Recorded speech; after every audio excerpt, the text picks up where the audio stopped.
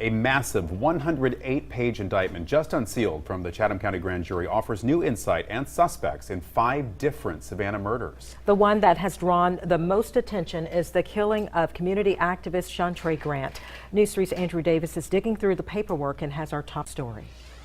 This massive indictment details a series of crimes against almost a dozen people in Savannah. The one that had many folks shouting for change, the killing of the Bullhorn Crew's Shawntray Grant, an anti-violence advocate struck down by a criminal's bullet. Y'all don't know what y'all took from the Grant family. Y'all don't know what you took from the community. What they took was a man who stood tall, bullhorn in hand, fighting for his community, fighting for an end to the violence. But Shawntray Grant's life was ended in a violent act that apparently started with a robbery.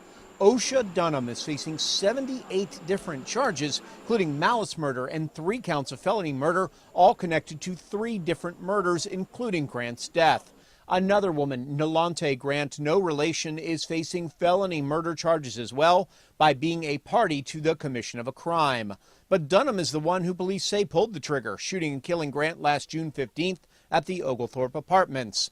Dunham is also charged with the killings of Robert Lee Jr. almost 1 month later. He was shot and killed on East Bolton Street. And the murder of Arderine Jefferson back in 2013. The indictment connects Dunham to the street gang, the 60s Rollin' Crips, and says he attempted to steal money from Grant just before he shot him.